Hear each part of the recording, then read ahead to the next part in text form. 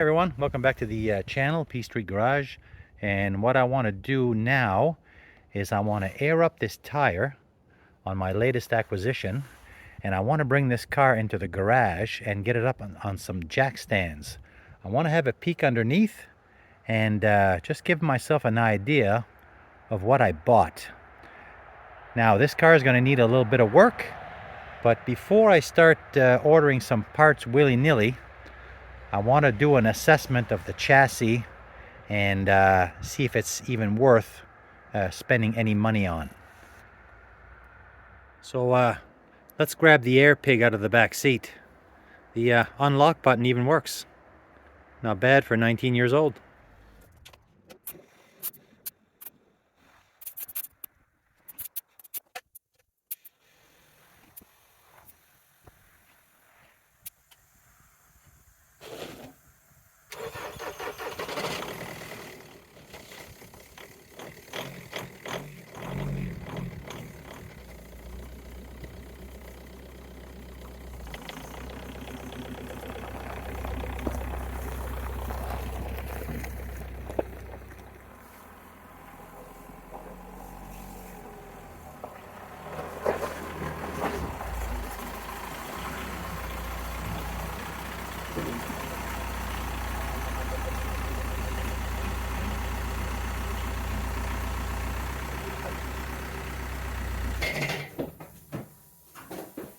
Alright guys, you can see we got her in the warm garage now. So what I'm going to do, I'm going to let her thaw out a bit, and then we'll get her up on some stands, and we'll have a peek at exactly what it is that I got for $500. Well, I've got the car inside. I've got I got the front end jacked up. I got the wheels off. I want to have a quick look at that.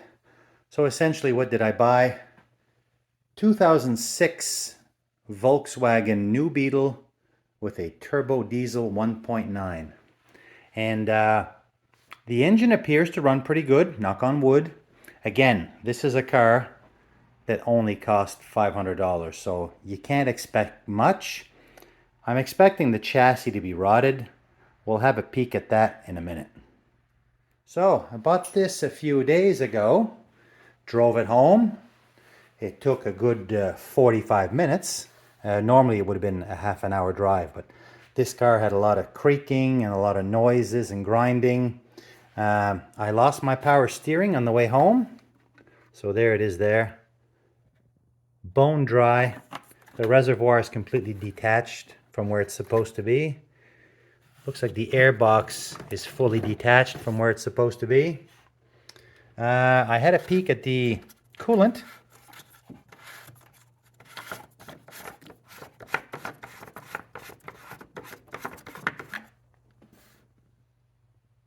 Coolant looks okay. It's kind of good. This is an air-conditioned car. I doubt very much it works. And there's a turbo somewhere back there, which is most likely going to be problematic in the future and probably next to impossible to get to. So overall, the body is not horrible. The plastics are near perfect. The hood is nice. There's a little bit of deterioration on the rockers, as you would expect. And these cars always seem to have the typical rust blisters around the door handles here. There must be a piece of metal inside that causes corrosion. Plastics on the back are very nice. In fact, they're near perfect. The floor and everything, that kind of looks good. So the car came, he gave me his old spare tire and he gave me his old battery. So I'm going to throw that in the charger, see if I can revive it. I doubt it very much, but it's worth a shot. And there is an extra tire to go on. The rear hatch works with the push button. The struts work perfect. The gas door works with the push button. The power locks work. The power windows work. And this car has a sunroof. And it actually works. I tried it once. I don't think I'm going to be fiddling with this very much, because if this ever got stowed or whatever, you're kind of in a pickle. So nice that it's there. It does work. I probably honestly will never touch it. The Car has a leather interior, fairly nice. That door card is near perfect. This door card needs a handle, and that's probably part and parcel of the door card, so I'll probably have to pick up one of these at a salvage yard. The bottom of the doors, are very nice. I don't see any rot there at all. I don't see any bubbling, so that's some good news. Now the wipers work. In fact, they work so well that they won't shut off. So he's got some kind of a wire rigged on here. I'm not even 100% sure what that is. I'm going to deal with that in the future. And the car has heated seats, and they work. It even comes with, don't ask me why, it comes with a sport mode. Kind of strange. And it's got a back seat that I haven't even looked at yet. A black leather seat. So, well, let's take a peek at that right now. Okay, so I got the seats folded back into position. Even came with the headrests. And that's my first time laying eyes on these seats. They're absolutely disgusting. But I don't even see a nick or a scratch or anything. So, very good. Very good. He even left me some windshield washer fluid. That's the expensive stuff. And some diesel engine oil. So obviously this car burns a bit of oil. No big deal though.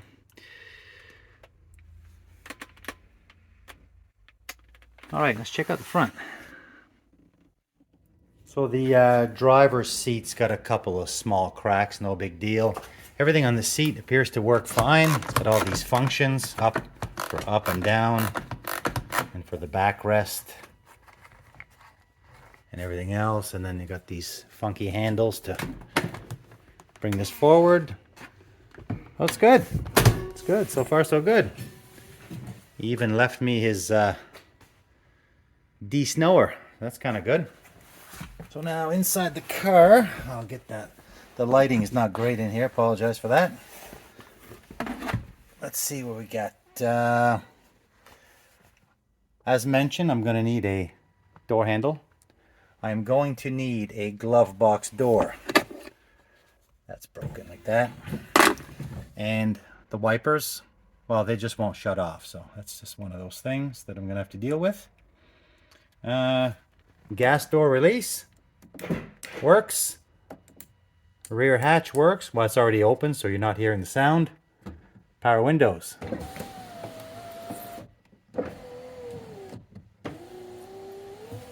And passenger. Let's try that one.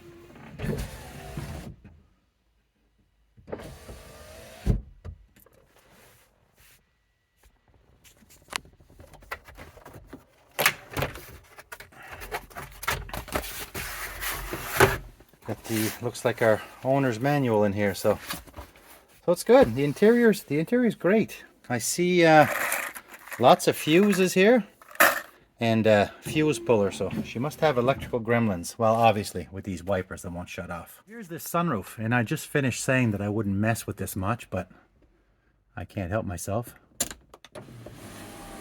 Tilts up, goes back down, and it opens.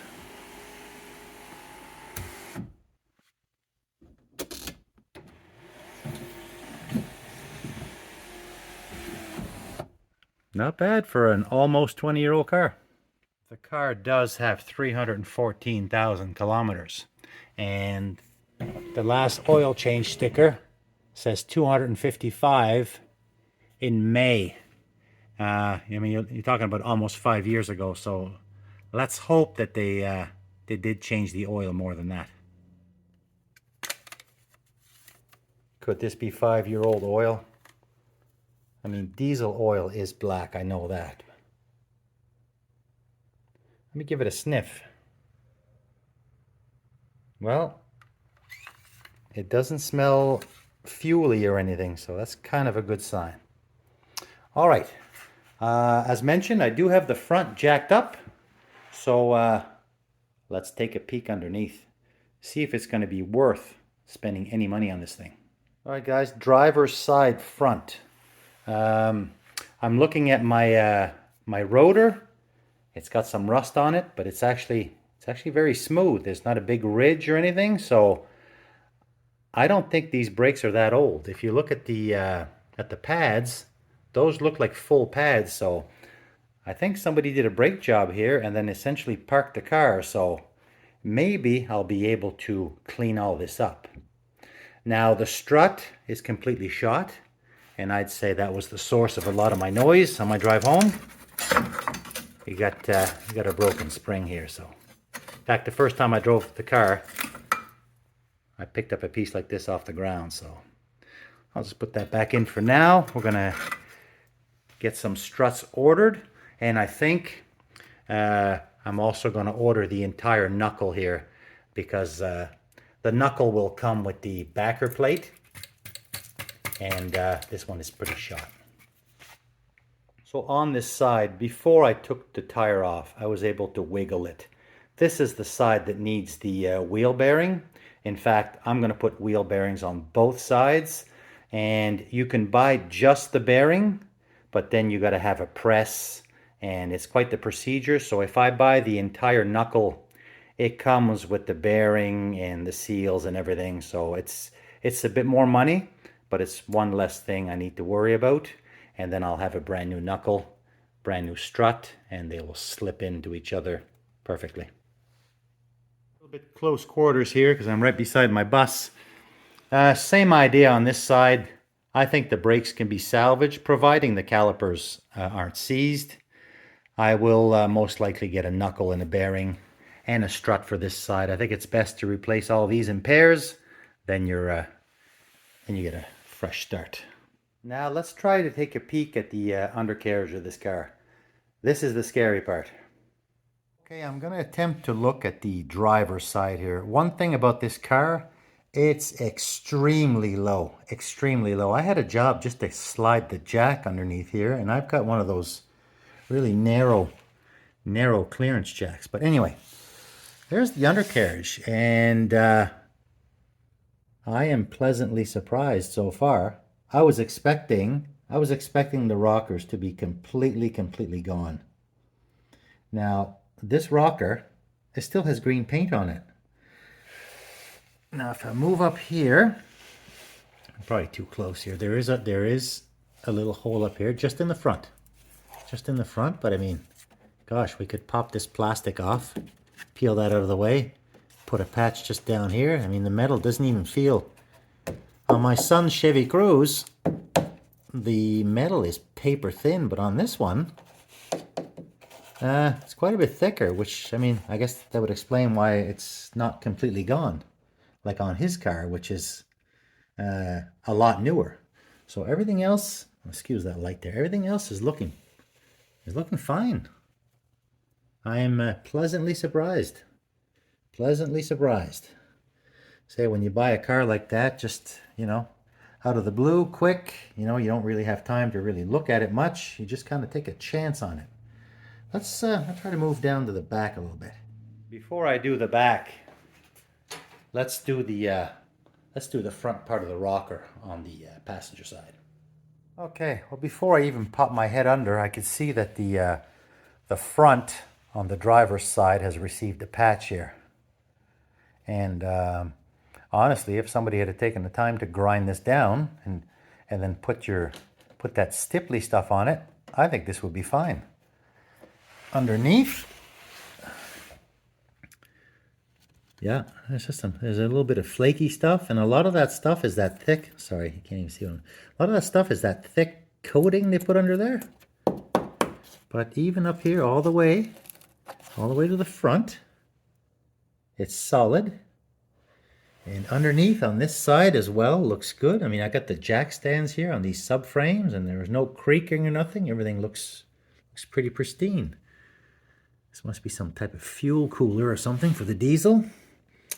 Underneath, it kind of looks like a stainless steel exhaust. And I'm going to pan a little bit to the back. Point my light, try not to mess you up. Well, so far, not bad, not bad.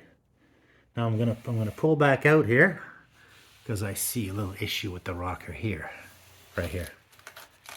But I mean, gosh, cut a piece, bend it over your knee, stitch it in. So there's an area here that needs to be done. A little bit of blistering at the bottom of the door here. In fact, I think it's on both sides. And then we got the rocker's wasted back here. So we had to find some rot somewhere. Oh, excuse the light. Yeah, there we go. We got a nice hole right here. But, you know, it's not totally repairable. And the pinch weld going all the way down is in nice shape. Looks like a plastic gas tank. I don't see any leaks or drips. All right, let's jack up the back and take a look. I could feel a real clunking and creaking noise coming from the back. So on this side, I think I found my issue.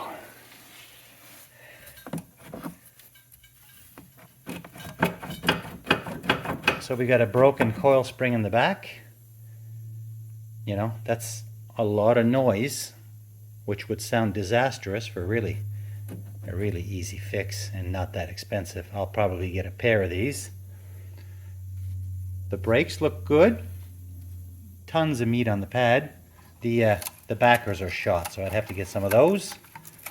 So if I got to go a little deeper, maybe I would look into some bearings, because I think they're a lot easier to change on the back than they are the front.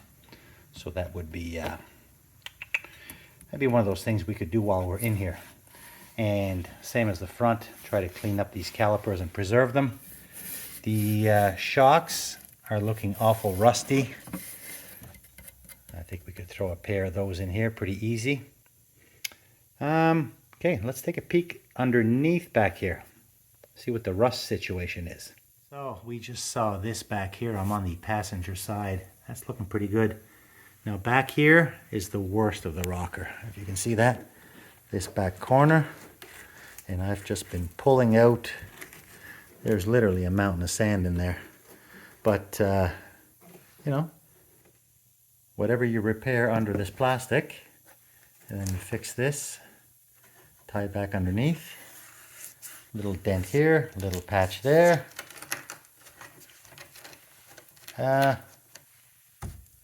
All doable stuff.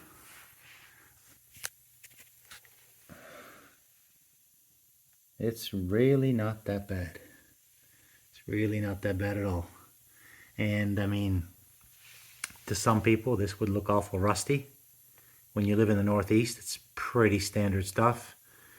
For 2006, this is pretty nice. Well guys, there we have it. That's a quick look at my $500 TDI Beetle. And I have to say I am pleasantly surprised. I think this has the potential to make a great little car. So I think it's going to be worth ordering a few parts and getting this roadworthy again. As long as the engine and transmission hold out. I mean, if one of those big ticket items went, it could be game over. But for now, all the horrible noises and grinding, those are really just some easy fixes. So that's all for now, guys. There's going to be more to come on this little car. So thanks for watching, and we'll catch you in the next video.